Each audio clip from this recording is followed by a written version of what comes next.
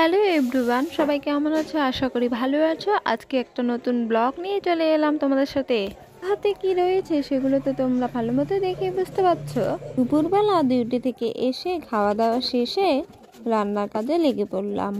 গত দুদিন আগে পাশের বাড়ি এক জেঠিমা আমাকে অনেকগুলো জলপাই দিয়েছিল, সেখান থেকে বেছে বেছে এগুলো নিয়েছি। আর বাকিগুলো পচে গিয়েছিল, কারণ কি আমি ভুলেই গিয়েছিলাম যে বাড়িতে জলপাই রাখা ছিল। আমাদের পাড়ার এক নতুন বউ সুইসাইড করেছিল। ওদের বাড়ি থেকে তাদের বাড়ি দেখা যায়, সম্পর্কে এমনি বৌমা হবে।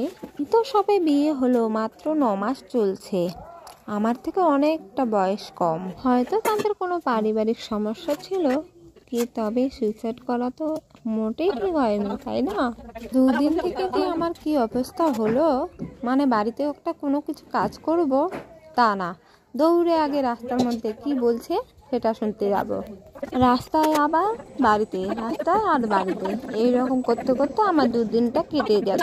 ঠিক মতো কোনো কাজই হলো না আমার। তাদের বাড়ির কান্না দেখে আমারও চোখের জল এসে পড়েছিল। সবাইকে আমি অনুরোধ করে বলছি, কেউ যেন সুইসাইড করো না। আমাদের এইসব বলতে বলতে আমার চাটনি অনেকটা হয়ে গেল। তার মধ্যে বাবা এসে আমাকে পোলট্রির মাংস ধরিয়ে দিল যে এটা রান্না কর। আবার রান্না করতে হবে। তোমরা তো খাও তাই না? আমিও ভীষণ খাই পোলট্রির মাংস। কয়েকদিন ধরে আমার ভাস্তি পোলট্রির মাংস আনার কথা বলছিল, তাই আজ সময় করে আমার বাবা নিয়ে আসলো।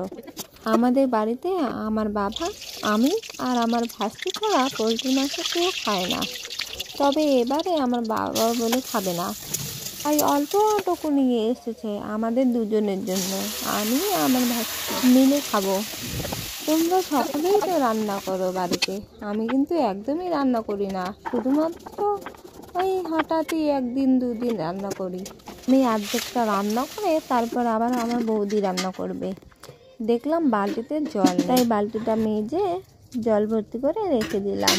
পোলট্রি রান্না শেষে আমি আমার কাজে লেগে পড়বো। আর আমার বৌদি আমাকে বলছিল যে মাছের কড়াইটা একটু বসিয়ে দে, মাছগুলো ভেজে দে, আর আমি রান্না করবো। তাই মাছগুলো ভেজে আমি আমার কাজে লেগে পড়লাম। এতগুলো খাতা দেখলাম, 50-এর মধ্যে দুজন পেয়েছে 40, তার মধ্যে সবাই 10 আর 20-এর নিচে। কি বলবো বলো তো বাচ্চাদের? তাই তোমাদের একটু অনুরোধ করে বলছি, বাচ্চাদের দিকে একটু নজর দাও, নইলে কিন্তু পড়াশোনা একদমই হবে না।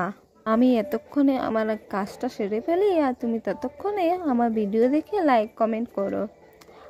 আজকের ব্লগটি এখানে শেষ করছি। টাটা, বাই বাই, ভালো থেকো।